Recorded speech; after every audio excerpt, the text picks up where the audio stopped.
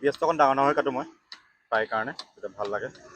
সেইটো ধুনীয়াকৈ আদা নহৰু পিঁয়াজ জলকীয়া, বিলাহী আছে, বিলাহী ৰেডি হৈ গ'ল, বিলাহী দি দিম ফ্ৰাইটোত। টেঙা টেঙা লাগিব, অকণ ভাল লাগিব। আৰু আমি এনেকৈয়ে বনাম, আপোনালোকে অৰ্ডাৰ দিব, ফোন নম্বৰ দিয়া যাব। আৰু মোৰ দোকান আছে বিশ্বনাথ চাৰিআলি, বিশ্বনাথ ঘাটটোত, বামগাঁও বইজ স্কুলৰ ফ্ৰণ্টত আছে।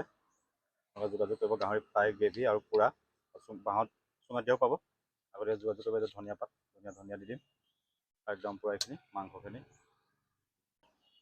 আৰু এইটো পূৰা গাহৰি তেল দি, পূৰা গাহৰি তেলটো ওলাই গ'ল, আৰু গাহৰি তেল দি ধুনীয়াকৈ ফ্ৰাই হ'ব।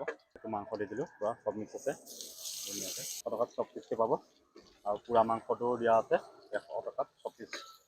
আহিব পৰেশবাৰী দোকানলৈ, গাহৰি মাংস সোৱাদ ল'ব। আৰু এতিয়া অসমৰ জনপ্ৰিয় খাদ্য হৈ পৰিছে, পুৰণা খাদ্য, বৰ্তমান প্ৰচলিত বেছিকৈ হৈছে। পিঁয়াজ দি দিছোঁ ধুনীয়াকৈ, পিঁয়াজবিলাক দি দিওঁ আগতীয়াকৈ ফ্ৰাইটোত।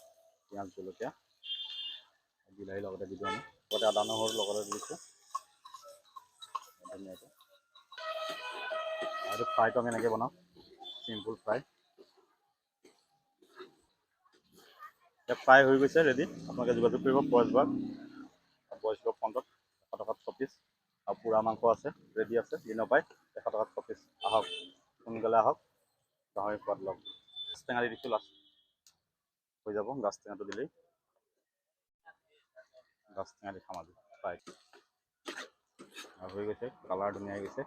আহক সোনকালে, পৰেশবাৰীৰ লগত যোগাযোগ কৰিব। গাহৰি মাংস ফ্ৰাই আৰু লাষ্ট একদম ধনিয়া পাতটো দি দিছোঁ ধুনীয়াকৈ। ফ্ৰাই ৰেডি হৈ গ'ল। আপোনালোক আহক আৰু গাহৰি সোৱাদ লওক। পৰেশবাৰী দোকানত, বিশ্বনাথ চাৰিআলি, বিশ্বনাথ ঘাটটোত, বামগাঁও বইজ স্কুলৰ ফ্ৰণ্টত আছে। আৰু 100 টকাকৈ লগাইছোঁ। ফ্ৰাই 100 টকা, ষ্টিক 100 টকা খোলা। সোনকালে আহক আৰু যোগাযোগ কৰিব, সদায় পাব। ধন্যবাদ।